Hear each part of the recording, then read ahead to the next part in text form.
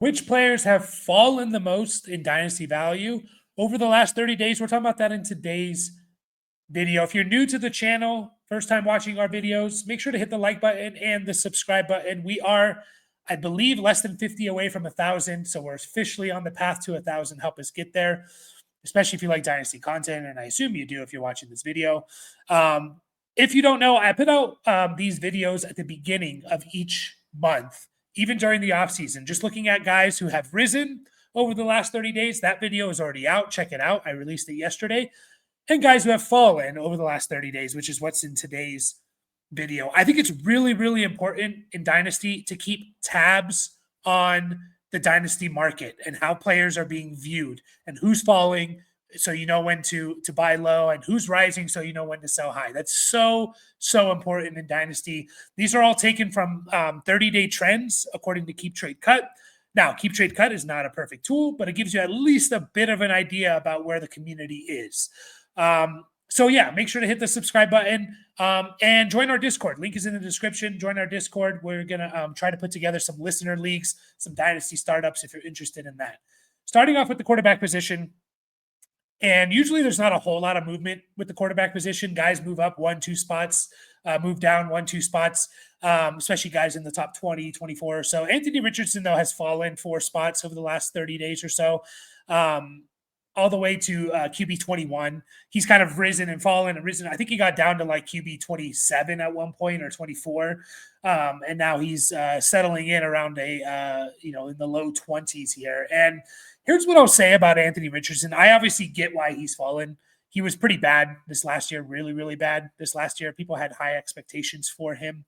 That being said, you take out the one game that Anthony Richardson left. He completed 4 passes. He played 20% of the snaps week 4. You take that game out, and Anthony Richardson actually still averaged 16.9 points per game and 4-point per passing touchdown, which was basically top 15. I think he was like 0.1 or 0.2 points per game away from being top 15. If you take out guys like Joe Milton, you take out guys like Joe Milton and I think there was one other guy there. Oh, Jimmy Garoppolo. You take those 2 guys out, he was top 15.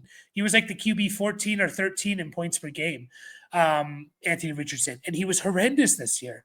Why? Well, because he rushed the ball. The guy averages over 40 yards rushing per game in his short career and over half a touchdown rushing per game. That means he's literally giving you 7 to 8 points on average on the ground. So what he does through the air, he doesn't need to do much. And just go back and look at who finishes in the top 5, 6, 7 every year at the quarterback position. And it's rushing guys. And there's always 1 or 2 guys who do it with their arm, right? But they're a little bit harder to rely on. Like, you can't consistently rely on who's it going to be this year. Well, this year we had in the top 5, Lamar Jackson, Josh Allen, Jaden Daniels, Jalen Hurts was QB6. And then you had Joe Burrow and Baker Mayfield, right? Those are the guys that did it mostly with their arm, right? 2023, Josh Allen, Jalen Hurts, Lamar Jackson, right? They're all in the top 5. Who else is in the top 5? Dak Prescott and Jordan Love, right? Guys who did it mostly with their arm. 2022, Jalen Hurts, Josh Allen, Justin Fields, Lamar Jackson. Those 4 guys were all in the top 6. Who else was in the top 6? Joe Burrow and Patrick Mahomes. Like, you see the trend here. 2021, Josh Allen, Kyler Murray, Jalen Hurts, Lamar Jackson. Those guys were all in the top 6. Who else was there? Patrick Mahomes and Tom Brady. So, like, you see the theme here where Josh Allen, Jalen Hurts, Lamar Jackson are consistently in that top 5, 6, 7. And then the guys who do it with the arm, it changes every year. It's hard to rely on. We've seen it. Herbert. Everyone was in on him after he threw 38 touchdowns. He had a bad year. Patrick Mahomes, maybe the best quarterback that the league has ever seen, is limited in fantasy because he doesn't give you consistent, big upside with rushing. He gives you 15, 20 yards on the ground, but he's not giving you Lamar Jackson, Jalen Hurts type of stuff. So my whole point here is I'm still willing to take a risk on Anthony Richardson, especially as his value continues to drop, just because the guy can be a difference maker at the position. And the quarterback market is a little bit flooded. It's a little bit diluted in the sense of like, there's a lot of, we just added Bo Nix, Drake May, and Jaden Daniels into the quarterback pool, plus probably Caleb Williams. Most people still believe in him. And we still could, JJ McCarthy and Michael Penix. There's just a bunch of guys who aren't quite difference makers, in my opinion, who are good players, but they're not difference makers, that I'm willing to kind of take a risk on, because I know if it doesn't work out, I can probably find someone like a Baker Mayfield, the 2025 version of Baker Mayfield, through a trade or something, right? Guys like Trevor Lawrence, Brock Purdy, probably Michael Penix, maybe Bo Nix, we'll see, Tua Tagovailoa, guys like this where it's like they're good, they're nice to have, but they're not the difference makers. And Anthony Richardson could potentially still get there. Don't forget, Josh Allen was a very bad passer when he came into this league. His first year starting, his first 12 games, which is basically what Anthony Richardson's played in his career, is like 12 full games.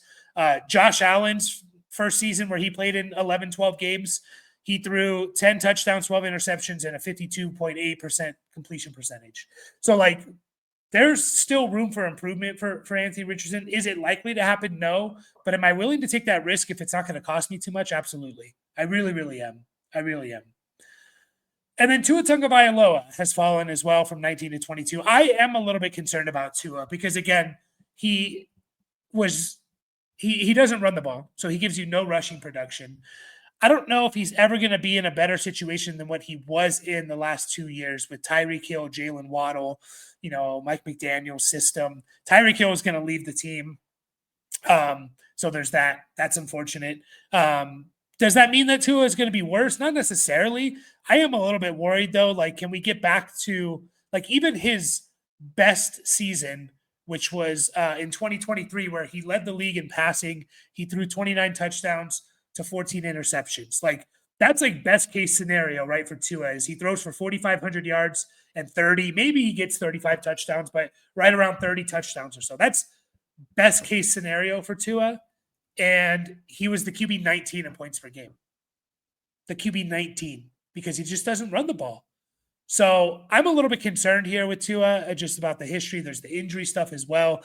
Again, if he keeps falling where he's barely even a QB2, okay, I'm fine with potentially buying low on him, but it's a good conversation to have. I'm curious what everyone else thinks about Tua. I'm not so optimistic about him ever being like a top 12 guy. Will he be a QB2 in Superflex? Sure. Will he be a difference maker? No, I don't think he will. Into some running backs here. Kenneth Walker from RB7 to RB12. I didn't realize that Kenneth Walker became the RB7 at one point, which is pretty high. I've always liked Kenneth Walker. I do think he's the better of the two running backs.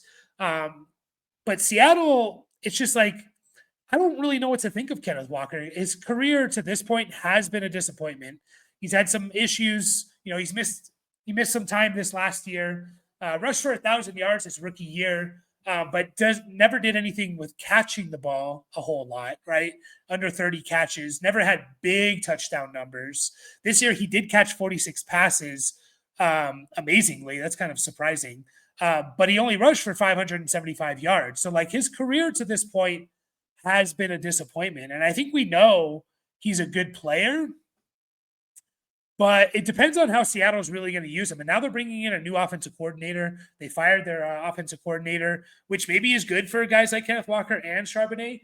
I'm a little bit worried that, like, we're not going to get the full-on workhorse running back that we expected from Kenneth Walker, in which we haven't really gotten the first 3 years of his career. We've either gotten good rushing numbers, but not really great in the passing game, or we have really good passing catches at least, but he didn't do much, with rushing the ball. He was also less efficient this year. That could, again, be the offensive system, which a lot of people are speculating, but I don't really know. Like, I don't want to buy Kenneth Walker. If I could sell him for, RB12 value, I absolutely would, and just cash out on him, because this could be literally the highest we will ever see him. Like, it could just be all kind of he could just kind of stay in that RB 15 to 20 range potentially. So Kind of a weird one. I am also curious what everyone else thinks about Kenneth Walker. Joe Mixon from RB 15 to RB 19. This is kind of normal. When we get to January, February, March, veteran running backs, their value just falls. It does. It always doesn't matter if you're Derrick Henry. He's going to fall. His value is going to fall because he's old, right? It's a little bit ridiculous. It's understandable to a certain extent. It's also a little bit ridiculous how far we take the age, because people assume just because you're a young running back, you're going to be good for 5 years. Whereas we see with the running back market, it constantly changes all the time, right? I don't think anyone expected guys like Kyren Williams, Bucky Irving to be in the top 7 of running back rankings just, a year ago or so. Maybe Kyren Williams. I think I said Kyren Irving, which is Kyren Irving is the basketball player. Kyren Williams and Bucky Irving. There's always going to be surprises. There's always going to be guys that bust, guys like Javonte Williams, who was like the RB1 at one point in Dynasty. So I think why I wanted to bring this up is check in February and March, where check like RB 20 to 35. And I guarantee you're going to find some good value there in those players, like RB 20 to 35. Like Derrick Henry, I believe, before signing with the Ravens, was in January of last year, Derrick Henry was the RB 35, guys. The RB 30 freaking 5. There's going to be value in that range of running backs. So just pay attention to it as the fantasy season has wrapped up. These veteran running backs are going to fall, and there's going to be good value for them. And I don't really care what you do beyond 2025. Just if I know you're going to be pretty good in 2025, I want you on my team. And Joe Mixon is going to be pretty good in 2025. DeAndre Swift from RB 24 to RB 30. Two guys here that have a similar path. Najee Harris, 23 to 29, and DeAndre Swift, 24 to 30. If I had to choose between those two, I think I would lean DeAndre Swift. Najee Harris, we don't know what team he's going to go on. This running back class is loaded, guys. It's absolutely loaded. There's probably 15 deep, 12 to 15 running backs deep. I think that's going to affect the free agent market a little bit. I don't think Najee is necessarily going to get what he wants. So teams are going to be less invested in Najee. I could be wrong, but I think it's a possibility that teams are not going to pay Najee, kind of the running back money that was going around last year. And for that reason, they're not going to be as invested into Najee. So, DeAndre Swift, I'd probably lean into having him a little bit more. I just hope that Bears offense gets a little bit better and more consistent. And part of the way to do that is to run the ball a little bit more efficiently. Am I excited about either one of these guys? Not really. But if they continue to fall, they might fall into like that value range of guys where like I feel fairly confident that Swift is going to get a decent workload next year. And we know he has the capability of catching 50, 60 passes. So, Najee, not as confident in, but again, they keep falling. There's some value there. Last running back here, I want to talk about Jonathan Brooks, falling from 18 to 26. It sucks. It sucks what's happened to Brooks.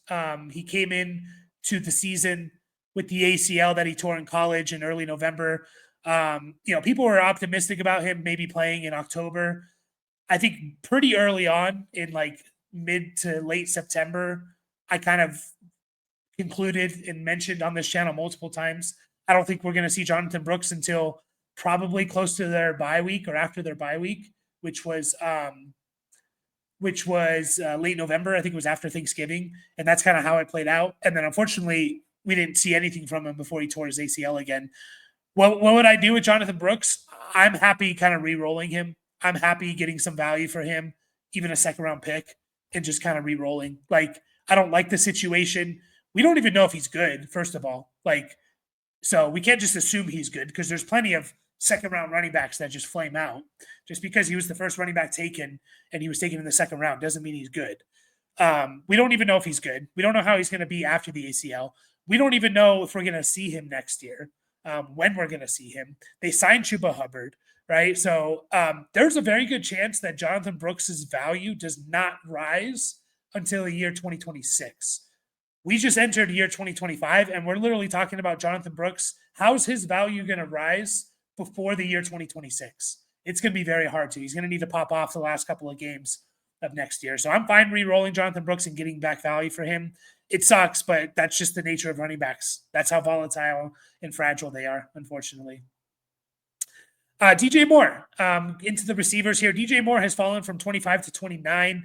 And I think he's fallen even a little bit more here. Surprisingly, DJ Moore, I was a little bit surprised about this when I was looking this up for some preparing for the video.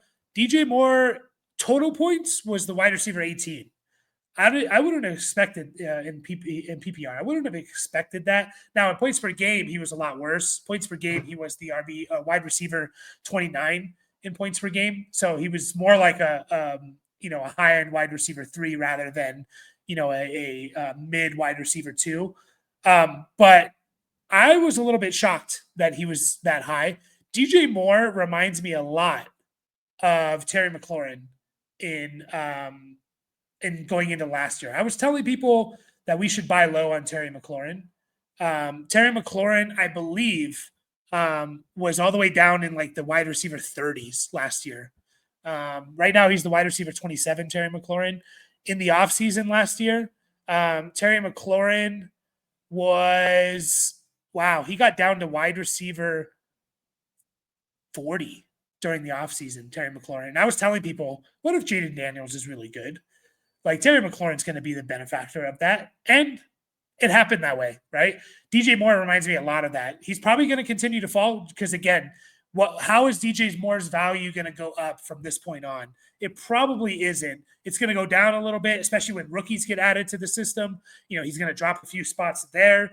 Free agents making moves and going to new teams, T. Higgins, whatever. Like, it's probably means he's going to only fall to probably, if I had to guess, in the mid-30s.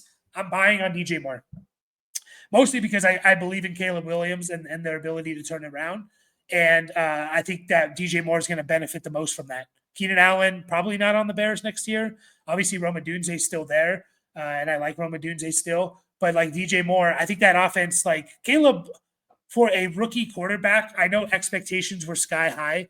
Caleb Williams was not as bad, I think, as the outside perception of him was. He threw for 3,500 yards, 20 touchdowns, and 6 interceptions. I know some of that, was through garbage time and all of that stuff, but those are good rookie numbers. If you take the name away from it, you're like, oh yeah, that's a solid rookie season, it's just the expectations were a lot higher. So, but I think DJ Moore, I think that offense gets it together. It is going to depend a lot on what coach goes there. Maybe that's how he increases his value a little bit, is they get, the right coach in there. But if they get a good coach in there, I'm going to be excited for him. And I think he could be very, very good, DJ Moore. Jaden Reed, man, what a tale of 2 seasons for Jaden Reed. Like, I think he finished maybe as a top 10 guy. It just shows you, like, you have a few, several big weeks and it really carries your season. Jaden Reed was I was way off. He was the wide receiver 29. I don't know why I thought he was a lot higher. But the first 6 weeks or so of the season, so weeks 1 through 6, Jaden Reed was the wide receiver 4.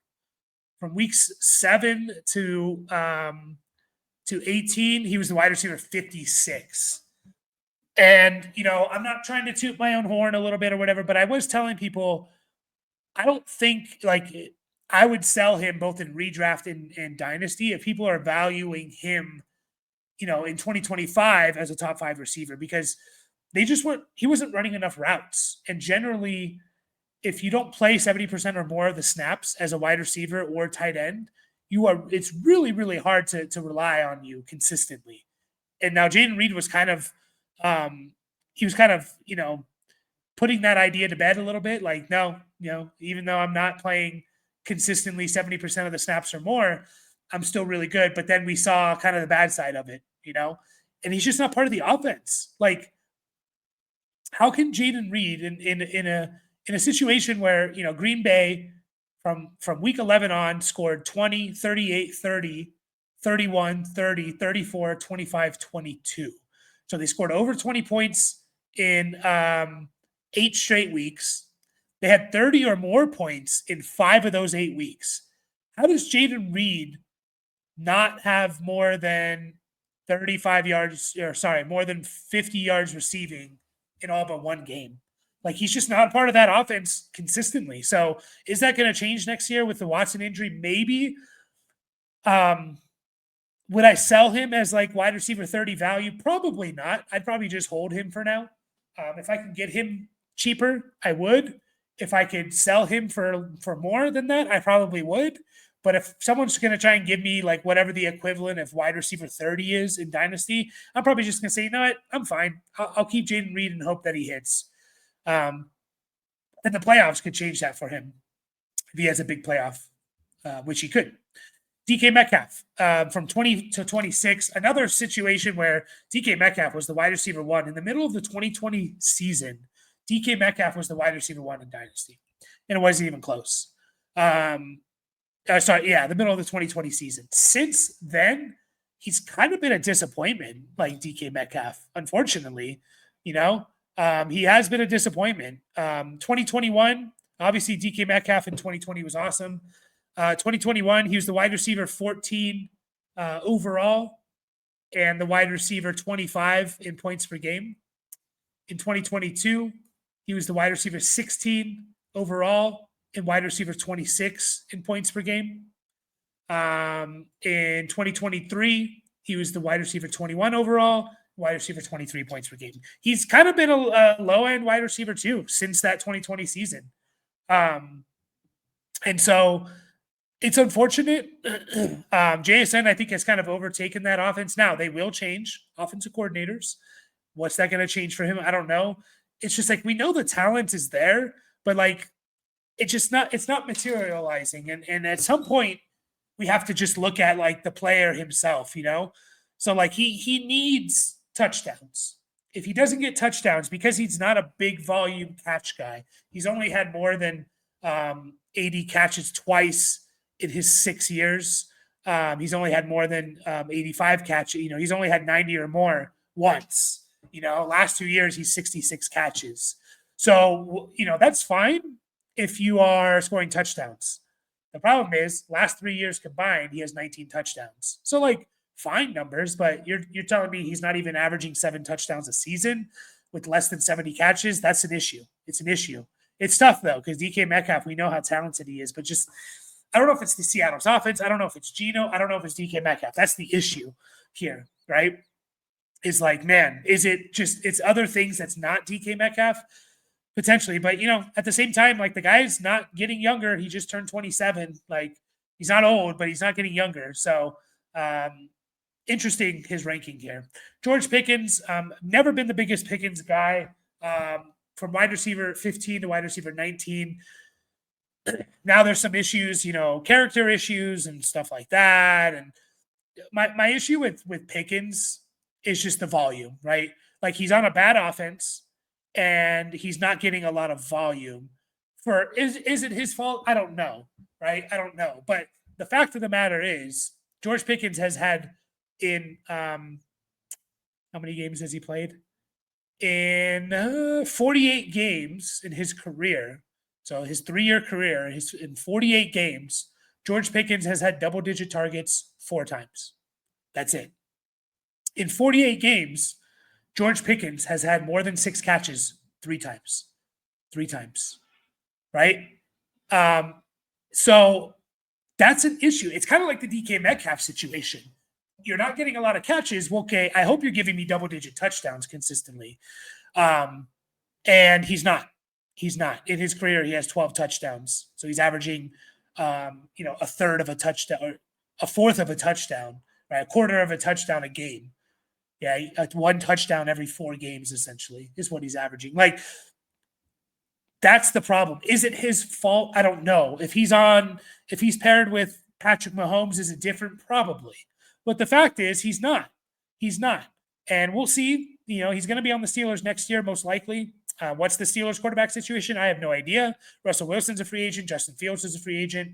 And he just put up these numbers with both those guys. So, like, we're literally looking at, like, either he gets traded to a better situation and you're holding out hope there, or he's going to continue to fall. He is. He's just going to continue to fall. That's the nature of Dynasty. So, He's very similar to DK Metcalf in that sense. We know he's talented. We've seen them take over games. But in terms of just pure fantasy numbers, it's not adding up. It's just not adding up, Tank Dell, unfortunate, just keeps falling, and you can't really argue this one. I really like Tank Dell as a player. I thought this year was a little bit of a case of like the guy broke his leg in, what was it, the playoffs or the last game of the season in 2023. And we saw that affecting him. And that's why he wasn't as good. And then he just shattered his kneecap, basically, or his kneecap and ligaments are gone.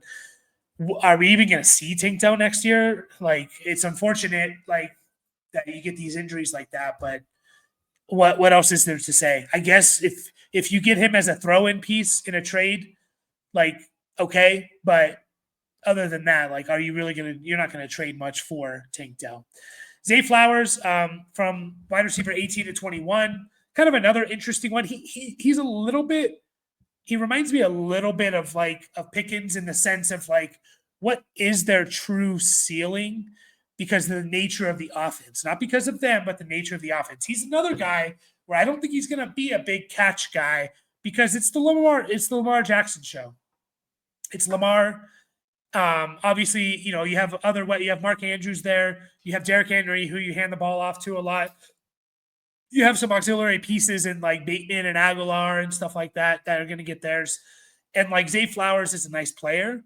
But he's another one in his 2 years, 77 catches, 74 catches, right? 9 touchdowns. So he's averaging 4.5 touchdowns a year. That's good, but it's not elite difference-making stuff, right? And if you play in any type of shallow leagues, I think Zay Flowers is one of those pieces that people think is super, super valuable. But if you play in a 10, 12-team league where you're starting 8, 9 players, even 7, 8, 9 players, Zay Flowers is not doing it. He's not doing it. He's not winning you leagues. The wide receiver 24 in those leagues is not winning you leagues. I'm sorry to say it, but people will perceive him as valuable. No, you need the big hammers, the big, difference-making guys, right? So, I like Zay Flowers. I think he's a really good player. I think he's very important to the Baltimore's offense. It's just the nature of their offense. That's how it's run. We've never seen an elite wide receiver for the Baltimore Ravens. We just haven't. Okay, 2 tight ends here to talk about. Kyle Pitts from 7 to 10. It sucks, man. Like, it's funny. Like, I still think there's a chance that Kyle Pitts breaks out year 5 or 6 because I know the talent is there. Maybe I'm just being delusional. Who knows? Does he take the David Njoku career arc? Kyle Pitts was much better. His year 1, he had 1,000 yards. It's easy to forget that. But, David Njoku didn't really become this difference-making tight end until year 7. Like, we knew the talent was there. We knew he was a freak athlete, former first-round pick. It just never materialized until 2022, 2023 for David Njoku. And is the same thing? Is Kyle Pitts going to take the same career path? I don't know. What are they going to do? Are they going to – I think they gave him his 5th-year option. So does Penix save him? I would like to, even though it would be a small sample size. If we saw – Pitts have 2 of his 3 games playing with Penix were really good, I think we could buy into him a little bit. But they weren't necessarily that great. I think he had 1 good game with Penix of the 3. So, and that was 4 for 44 and a touchdown. It sucks, but, guys like Brock Bowers, Sam Laporta, they're showing you, it shouldn't take time necessarily to be a difference maker at the tight end position. And then last but not least, we have Travis Kelce from 12 to 16. This one's understandable. I think there's a good chance that Kelce doesn't play. I'm curious, is it more likely Kelce retires if they win or lose the Super Bowl? I think it's more likely he retires if they lose the Super Bowl. If they win it, he may be incentivized to come back and try to get 4 in a row. Either way, I think there's a good chance, whether they win it or not, that he retires. We'll see, though. We'll see. Were they kind of saving him, right? For the late season, postseason? I don't know. Potentially. The guy still had almost 100 catches and 800 yards. Like, he was still good this year. So we'll see how the playoffs look. But that is it, guys. Once again, hit that like and subscribe button. Appreciate you all. And make sure to join our Discord to get into some listener leagues. So catch you guys all in the next video.